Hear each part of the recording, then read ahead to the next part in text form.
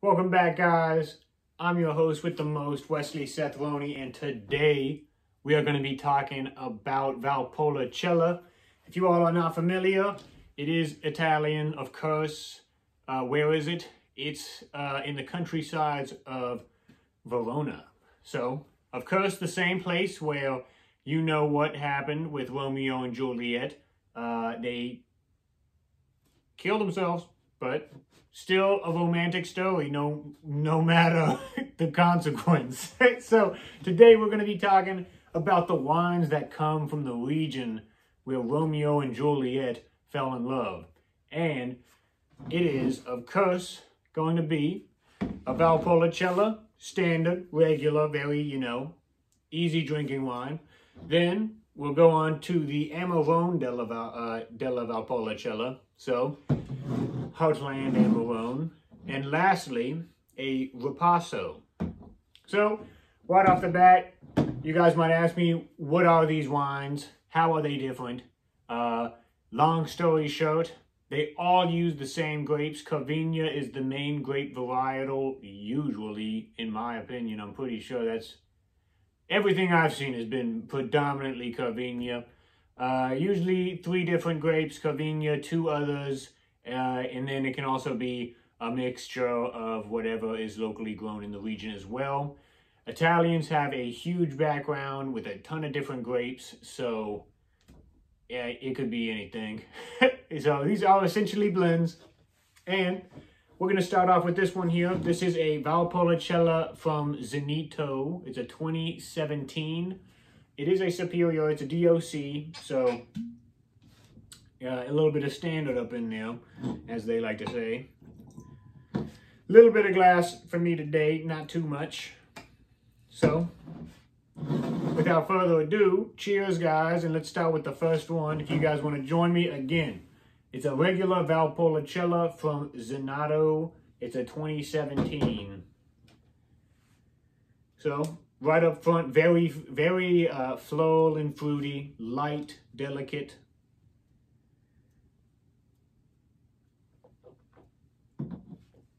On the taste, it's quite, it's not super rich, but you know the flavor is there.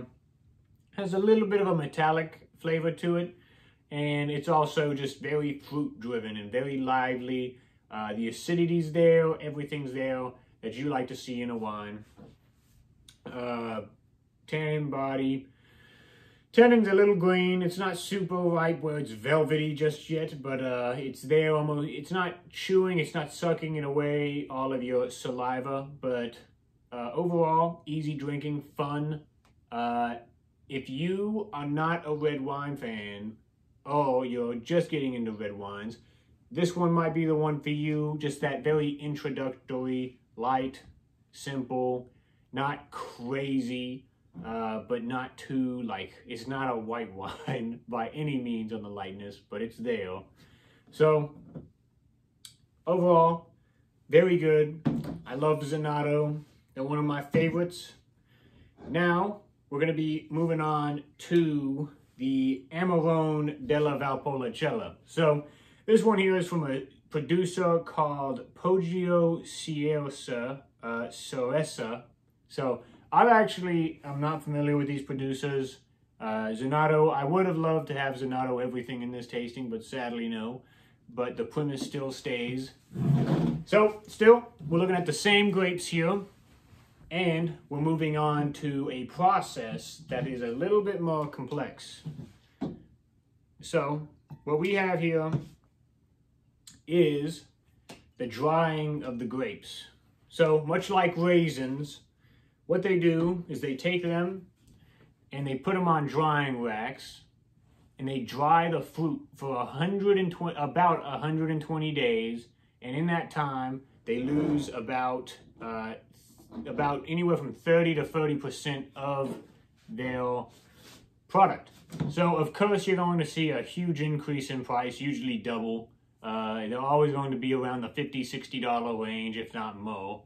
Extraordinary wines, I love them. Myself, I actually like these guys probably at the same execution of Opus 1. And of course, you're not paying like $500 a bottle. Instead, you are paying about $60. So the price is pretty good. So here we go. Off the front nose, you have the almost like autumn leaf. It's a little bit more grown, more adult, more masculine front flavors. You still got ripe fruits in there, but it's starting to get into that raisiny smell. Plums, dates, and almost like almost a mushroomy forest flow. And a licorice. On the taste,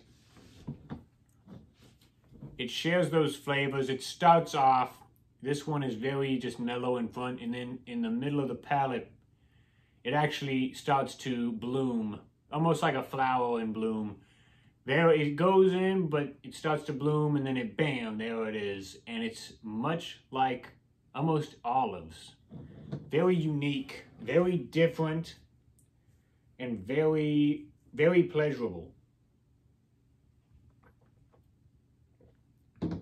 I am a little bit biased. Amarones are my favorite wines ever. So, again, you're looking at a 30 to 30% loss in product due to the drying. All that water just goes out of the grapes, and you lose that product that could have been this, of course, the one we had originally.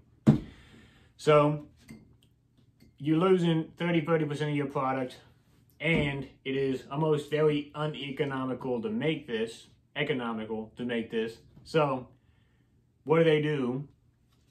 They have those skins that are worth almost as much as gold. So what do they do with those skins? They use them again. How do they use them? They actually use them to make a ripasso. So what they will do, they will take this juice here, well, this wine. After this wine is made, it's put in stainless steel tanks. It's just sitting there. It's in storage before they bottle it. This one, the fruit's ripening. They start making the wine. The wine's made. They put it in barrels. The Della Valpolicella has to stay in barrels for at least 2 years. Della Valpolicella actually means the heartland. So you're looking at where Amarone actually originated. And you can actually see Amarone Della Valpolicella. I know I was about to talk about Ripassos. I left this out, so getting back to it. Amarone Della Valpolicella can actually also be Amarone Della Valpolicella Resigiotto. If it says Resigiotto, then they were so dry, the grapes, before making the wine, that when they pressed them off and started fermenting, that the yeast could not take the alcohol that they were making, and they slowly died off, and they could not finish the fermentation, so it leaves that residual sweetness. So if you see Resigiotto, I've only seen it twice. It might be rare, it might not be where you're from, but if you see those will probably demand a little bit of a higher price just because of what they're doing to the fruit and how much more intensity there is. Back to this one, uninterrupted. This is the Ripasso. So, they take the skins from the Della Valpolicella Amarone, or the Amarone, if it's not in the heartland, and then they take this here, which is in the stainless steel ones. They were already about to bottle it. It's the fresh stuff. It's the well wine of Verona. And they take it and they put it on top of the skins of the Amarone. And what that does is it almost makes a blend between the two without actually blending the two juices together. It's just using the skins of the Amarone and the wine of the regular Valpolicella. So, without further ado. All right.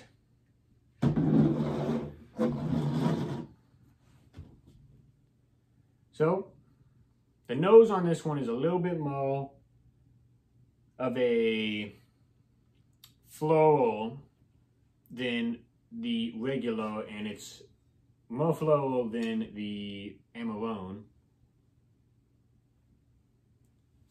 And it's starting to get almost that autumn leaf. There's something more about it than the first one, but less than the Amarone.